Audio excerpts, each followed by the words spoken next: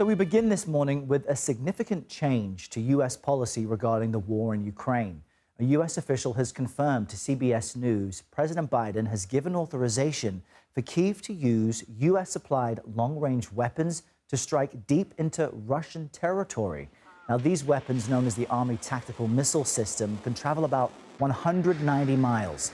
That would help stop Russian forces from attacking Ukrainian cities. Responding to the news this morning, the Kremlin said this move by the Biden administration will further escalate tensions.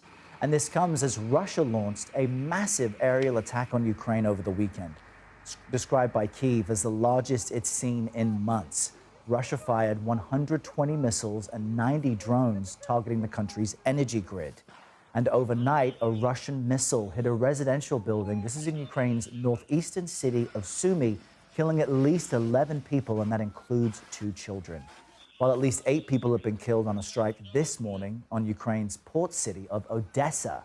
Paul Adams, with our partners at BBC News, has more on what Biden's decision could mean for Ukraine.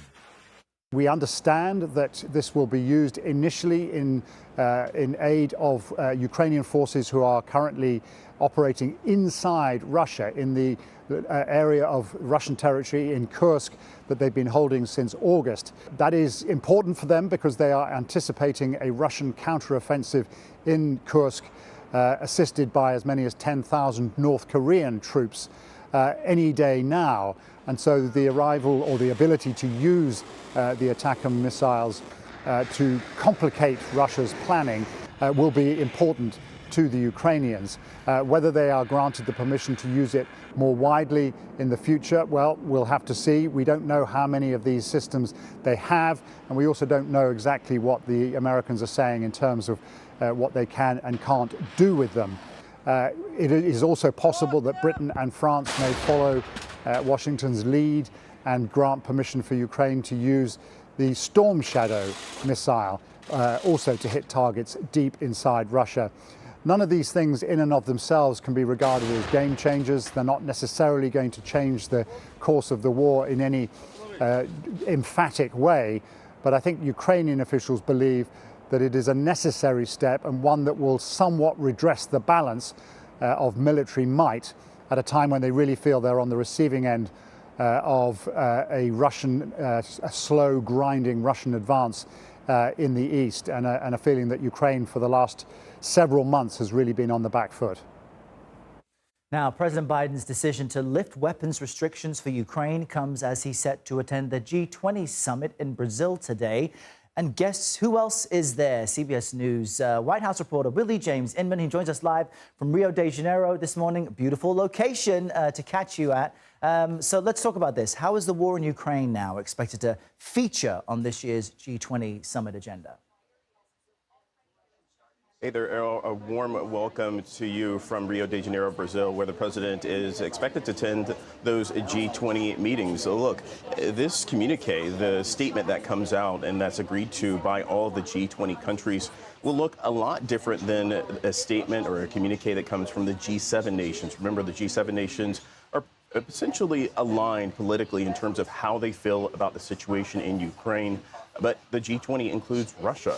Vladimir Putin, the president of Russia, is not here at the G20, but still, nonetheless, you have to get all of these countries to agree to this communique that comes out of the summit. Perhaps there'll be a mention of Ukraine, but these nations just don't see eye to eye because not only are the U.S.'s allies members of the G20, but also adversaries. And so that's certainly something that will be talked about behind the scenes here at the G20. But President Biden, the U.S. government, in making the support of those long-range missiles, approving them to be used into Russian territory, is certainly a change, a shift in things here on the world stage. But President Biden hasn't really said much. The White House hasn't really said much either. We just had a briefing with John Feiner, the principal deputy national security advisor, who didn't confirm nor deny the situation with Ukraine. But clearly, the White House making this major policy shift while President Biden is on the world stage is certainly something that other world leaders will have questions about and perhaps will talk to him about later today. And rewinding the clock a bit, over the weekend, President Biden met with China's Xi Jinping in Peru on the sidelines of the APEC summit, their final get-together before an incoming Biden administration. What can you tell us about their one-on-one? Yeah, this was a high-stakes meeting. Clearly, the last time that President Biden will likely meet with President Xi or sit down with him at least before he leaves office. It's a meeting where they certainly don't agree on everything, but one area of agreement was that artificial intelligence should not be used to decide about the use of nuclear weapons, leaving that decision to humans alone. That was a rare area of agreement between these two nations. Of course, there were conversations about trade, North Korea, and those soldiers being in Russia, being used by the Russians and North Korean soldiers.